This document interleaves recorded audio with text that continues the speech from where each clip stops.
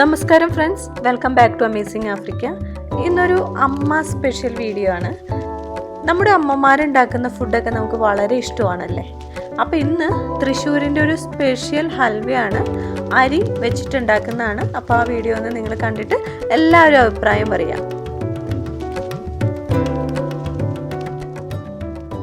എൻ്റെ പേര് അനില, ഞാൻ പൂജയുടെ അമ്മയാണ്. ഇത് ഞങ്ങളുടെ സുഹൃത്തും അടുത്തുള്ള ആളാണ്. എന്നെ എല്ലായ്പ്പോഴും ഹെൽപ്പ് ചെയ്യാൻ പറഞ്ഞ ചേച്ചിയാണ് രഹിത. ഞങ്ങൾ രണ്ടുപേരും കൂടിയിട്ട് ഇന്ന് ഉണ്ടാക്കാൻ പോണ വിഭവം എന്ന് പറഞ്ഞാൽ തൃശ്ശൂരിൻ്റേതായ ഒരു നാടൻ ഹലുവ. ഞങ്ങളുടെ പാടത്ത് തന്നെ ഞങ്ങൾ കൃഷി ചെയ്ത് വിളയിച്ചിട്ടുള്ള നെല്ലിൽ നിന്ന് ഉണ്ടാക്കണ ആ അരി കൊണ്ട് ഉണ്ടാക്കുന്ന ഒരു ഹലുവ സ്പെഷ്യലാണ് ഈ വിഭവം. അപ്പോൾ ഇന്ന് ഉണ്ടാക്കാൻ പോണ ഈ ഹലുവ എല്ലാവരും ഒന്ന് കണ്ടുമുട്ടുക.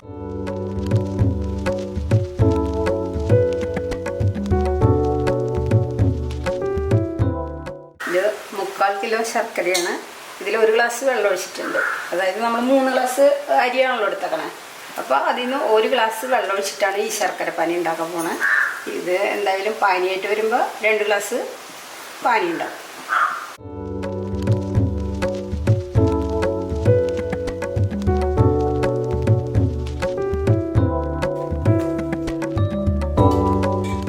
തേങ്ങ നമ്മൾ മിക്സിയിലിട്ടിട്ട് ജസ്റ്റ് ഒന്ന് കറക്കുള്ളൂ. എന്നിട്ട് അതിൽ നിന്ന് നമ്മൾ ആദ്യത്തെ പാലെടുക്കും.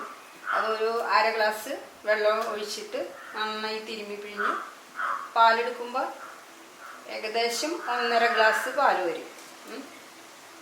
അതിനുശേഷം വീണ്ടും ഒരു 2 ഗ്ലാസ് വെള്ളം ഒഴിക്കും. എന്നിട്ടാണ് രണ്ടാം പാൽ എടുക്കാൻ പോണത്. അപ്പോൾ ആദ്യമായിട്ട് മിക്സിയുടെ ജാറിലേക്ക് തേങ്ങ ഇടാം. എന്നിട്ട് ഒന്ന് കറക്കിയെടുക്കാം കുറച്ച്.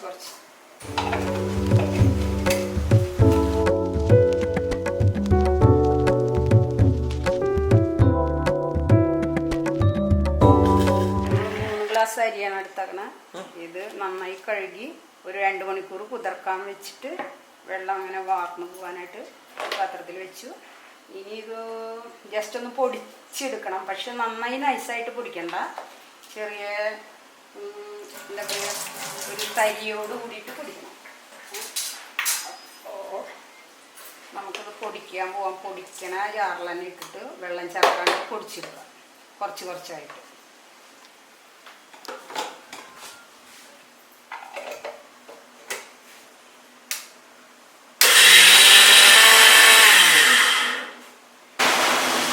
തരിയായിട്ട് പൊടിക്കണം അല്ലേ? തരിയായിട്ട് പൊടിക്കണം. നൈസായാൽ ഇതിങ്ങനെ നമ്മൾ ഇന്ന സമയത്ത് ഇങ്ങനെ കടിക്കാനായിട്ടുണ്ടാവുന്ന പറയുന്നത്. ആ തരിയിലനാണ് ടേസ്റ്റ്. കശുവണ്ടി നെയ്യിൽ വറക്കണം അല്ലേ? ഒരു സ്പൂൺ നെയ്യ് ഇങ്ങനെ ഒഴിച്ചിട്ട്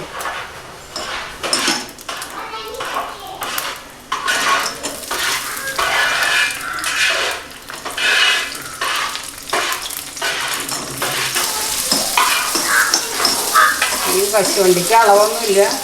നമുക്ക് കുറച്ച് കൂടുതൽ ചേർത്താൽ നല്ല ടേസ്റ്റ് ആയിരിക്കും. ഇടയിൽ ഇങ്ങനെ കടിക്കാനുണ്ടാവും. പിന്നെ ഇല്ലെങ്കിൽ പിന്നെ കുറച്ചായാലും മതി. ഒട്ടും ഇത് ഇടാതെ ഉണ്ടാക്കാൻ പറ്റുമല്ലോ. കശുവണ്ടി ഇല്ല എങ്കിലും അതിൽ ഉണ്ടാക്കാം. ഓക്കെ, ഇപ്പൊ എന്താ പറയുക, ശർക്കര പാനി ഒഴിച്ചല്ലേ?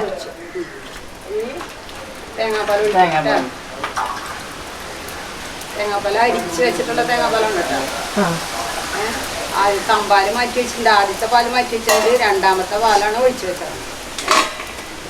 ഇതിലേക്ക് പൊടിച്ച് വെച്ചിട്ടുള്ള ഈ പൊടി ഇങ്ങനെ ചേർത്ത് കൊടുക്കണം.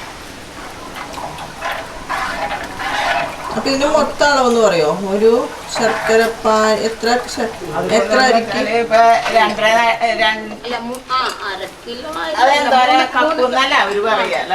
3 കപ്പ് അരിന് എടുത്തേക്കണം. നമ്മളിപ്പോ ഒരു 6 കപ്പ് ഉണ്ടായിരിക്കും ശർക്കരപ്പാനി. ഈ പാലും ചേർത്ത് തേങ്ങാപ്പാനി ചേർത്ത് 6 കപ്പ്.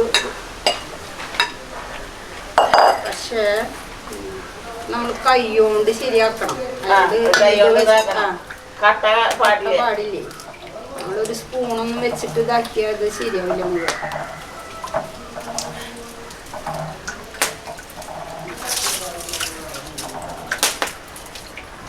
നല്ല പാകമായി വരുന്ന സമയത്ത് നമ്മൾ തമ്പാലും പിന്നെ ഏലക്കാപ്പൊടി ചേർത്ത് വെച്ചിട്ടുണ്ട്, അത് ഒഴിക്കുള്ളൂ. തരിയുണ്ട്, തരി ഇങ്ങനെ വെന്ത് കഴിയുമ്പോൾ ഇപ്പം ഈ വെള്ളം പോലെ ഇരിക്കണതൊന്നും നോക്കണ്ട,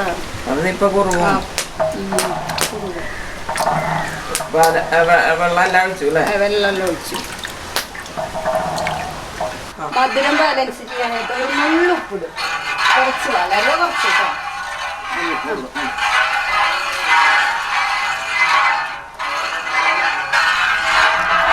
ഈ നമ്മൾ സാധാരണ കടയിൽ നിന്ന് കിട്ടുന്ന അലുവയും ഇതും തമ്മിൽ എന്താ വ്യത്യാസം? ഇതിപ്പോ തരിയോട് മറ്റേ നല്ല അരിയിലെ അലുവല്ലേ, മറ്റേത് മൈദയല്ലേ. ഇതൊക്കെ ഇത്തിരി കൂടി ഹെൽത്തി ആണല്ലേ? അതെ അതെ അല്ലേ? കൂടുതലും തേങ്ങാപ്പാല്, വെളിച്ചെണ്ണ അല്ലെങ്കിൽ ഇപ്പൊ നെയ്യോ ഒറിജിനൽ പശു നെയ്യൊന്നും ആവില്ല, വേറെ ഏതെങ്കിലുമൊക്കെ നെയ്യായിരിക്കും ഇടയിലേക്ക്.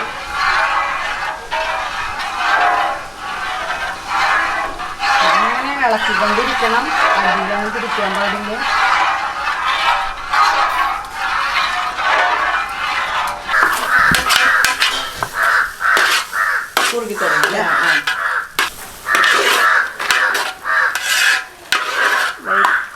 പരുവാകുമ്പോഴേ തമ്പാലം ഏലക്കാപ്പൊടി ഇട്ട് വെച്ചിട്ടുള്ള പാലം, ഒന്നാം പാല് അത് ഒഴിച്ചു കൊടുക്കുക.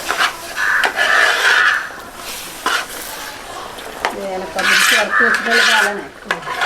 പിന്നെ ഏലക്കാപ്പൊടി സ്പെഷ്യൽ ഇടണ്ട.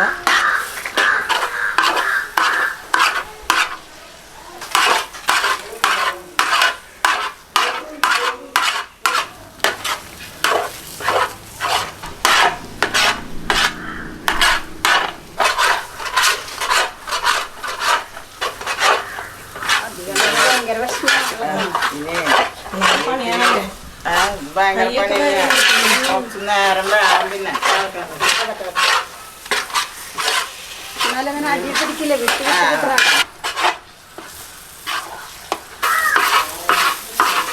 അപ്പൊ ഇതായതിന്റെ പരുവ് എങ്ങനെ അറിയണേ? ഇതിന്റെ പരുവ് അറിയാനായിട്ട് ഈ സാധനം ഉരുളിയിൽ ഇങ്ങനെ ഓടി നടക്കും, പിടിക്കൂല ഉരുളിയിൽ. നല്ല സ്മെല്ല് വന്നു തുടങ്ങിയില്ല. ഇവിടെ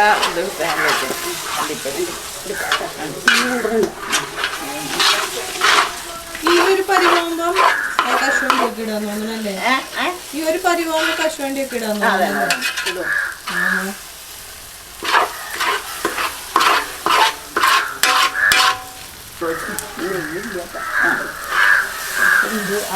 ചട്ടിയിലുള്ള കൊണ്ടുവച്ച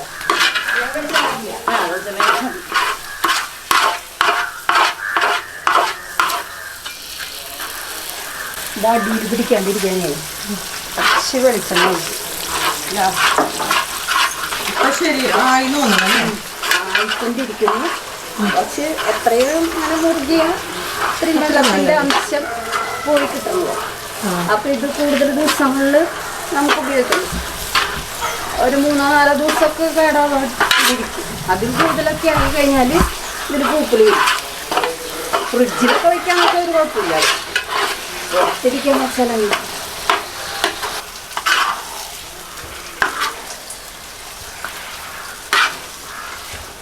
ഇതാണ് പരിവം. ഇതിനിപ്പോൾ 2 മണിക്കൂറല്ല, ശരിക്കും പറയാൻ ഇന്ന് പരത്തി വെച്ചാൽ ചിലപ്പോൾ രാവിലെയൊക്കെ മുറിക്കുമോ. അപ്പം നല്ലതിലിങ്ങനെ മുറുകിയിരിക്കും. നാളെ രാവിലെ മുറിക്കുമ്പോഴേക്കും ഇങ്ങനെ തണുത്ത് ഉറച്ച് നല്ല ഇങ്ങനെ കഷ്ണങ്ങളായിട്ട് കിട്ടും. വാഴല വെച്ചിട്ട് പരത്തുമ്പോൾ ഫ്ലാറ്റായിട്ട് കിട്ടും. അല്ലെന്ന് വെച്ചിട്ടുണ്ടെങ്കിൽ പൊങ്ങിണ്ടാന്നൊക്കെ ഇരിക്കില്ലേ, ഇത് പിന്നെ ഭയങ്കര ചൂടല്ലേ, കൈകൊണ്ട് നമുക്ക് പരത്താൻ പറ്റില്ലല്ലോ. എല്ലാവരും പണ്ടേ തൊട്ട് അങ്ങനെ ചെയ്യണതാണ്. എന്തിനാന്ന് എനിക്ക് മനസ്സിലായിട്ടില്ല ശരിക്കും പറയാൻ വെച്ചാൽ. വാഴല പിന്നെ നല്ലൊരു വാടി വരുമ്പോ വേറൊരു സ്പെഷ്യല് സ്മെല്ലല്ലേ, അപ്പൊ അതും ഉണ്ടായിരിക്കാന്ന് വിചാരിക്കും. നമ്മളിപ്പോ പാത്രം കൊണ്ട് ഒരു പാത്രം തവിയോ എന്തെങ്കിലും വെച്ചിങ്ങനെ പരത്തുമ്പോ അത്രയും കൂടെ പോരാ. നേരെ വെച്ചിട്ട് വാഴല വെച്ചിട്ട് നമ്മള് നല്ലതിൽ പരത്തിയിട്ടുണ്ടെങ്കിൽ ശരിക്കും അലുവര പോലെ ആ മിനിസൊക്കെ മോൾ ഭാഗത്ത് പോയി. 3 കിണ്ണം അലുവയുണ്ട് ഇപ്പം. കിണ്ണെന്ന് പറഞ്ഞാൽ ഇപ്പോൾ നമ്മൾ പാത്രം ചോറൊക്കെ കഴിക്കും അല്ലെങ്കിൽ അങ്ങനെയൊക്കെ ഓരോ കാര്യങ്ങൾക്ക് ഉപയോഗിക്കുന്ന പാത്രം, സ്റ്റീലിൻ്റെ പാത്രം, അതിലാണ് ഇപ്പോൾ ഞങ്ങൾ ഇത് എല്ലാം ഒഴിച്ച് വെച്ച് പരത്തി. അപ്പം 3 കിണ്ണം അലുവയുണ്ട്. ഈ 3 കിണ്ണം അലുവ ഏകദേശം 1.5 കിലോ അലുവ അല്ല 2 കിലോ അലുവയുണ്ട്. 2 കിലോ അലുവയുണ്ട്. ഇനിയിപ്പോൾ ഇത് ഇന്നൊന്നും മുറിക്കില്ല, നാളെ രാവിലെ നന്നായി ചൂടാറിയിട്ട് ഇത് മുറിക്കാൻ പറ്റുള്ളൂ. അപ്പോഴേ നമുക്ക് ഒരേ പീസായിട്ട് നല്ല ചെറിയ പീസായിട്ട് നമുക്ക് മുറിച്ചെടുക്കാൻ പറ്റും. തൃശ്ശൂരിൻ്റെ സ്പെഷ്യൽ അരി അലുവ റെഡി ആയിട്ടുണ്ട്. ഉത്തരി അടിപൊളിയാണ്. ഇത് തിന്നു കഴിഞ്ഞാലുണ്ടല്ലോ വീണ്ടും വീണ്ടും ചോദിച്ചു മേടിക്കും എങ്ങനെയാണ് ഉണ്ടാക്കുക എന്ന് ചോദിക്കും. അപ്പോൾ രീതിച്ച് ഇതിൽ ചേർത്തിട്ടുള്ള എന്താ പറയുക ഇൻഗ്രീഡിയൻസ് ഒക്കെ പറയും അല്ലേ, പറഞ്ഞ രീതിച്ച് നമുക്ക് ഒറ്റയ്ക്കൊന്നും ഉണ്ടാക്കാൻ പറ്റില്ല. ആരെങ്കിലും ഒരാൾ സഹായത്തിനില്ലാണ്ട് ചെയ്യാൻ പറ്റുന്ന കാര്യമല്ല. ഇളക്കാൻ നല്ല ബുദ്ധിമുട്ടാണ്. ഒരാൾക്ക് തന്നെ അത്ര ആരോഗ്യമുള്ളവർക്കൊക്കെ പറ്റും, നമ്മളെ സംബന്ധിച്ച് പറ്റില്ല. ഇപ്പൊ 2.5 കപ്പ് അരി ഉപ്പരി, പിന്നെ 3/4 കിലോ ശർക്കര, 3 നാളികേരത്തിന്റെ പാല്, കുറച്ച് ഏലക്കാപ്പൊടി, നെയ്യ് ഒക്കെ ചേർത്തുണ്ട്. അണ്ടിപ്പരിപ്പ്, മുന്തിരി ഇതൊക്കെ ഇത് ചേർത്ത വിഭവങ്ങൾ. പിന്നെ നമ്മളിപ്പോ എത്ര സമയം കൊണ്ട്? ഒരു 2 മണിക്കൂർ കൊണ്ട് അലുവ റെഡി. 2 കിലോ അലുവ ഉണ്ടാക്കാന്ന് വെച്ചാൽ 2 മണിക്കൂർ മതി. ഇതൊരു 10 മണിക്കൊക്കെ മുറിക്കാം. പക്ഷെ ഏറ്റവും നല്ലത് നാളെ രാവിലെ മുറിക്കായിരിക്കും. ചൂട് നന്നായി ഒരു ദിവസം എന്ന് പറഞ്ഞാൽ അത്ര സമയമില്ലല്ലോ. ഇപ്പൊ നമുക്ക് ഏകദേശം 3 മണിയായി. രാവിലെ ഒരു 6 മണിക്കൊക്കെ മുറിക്കാം.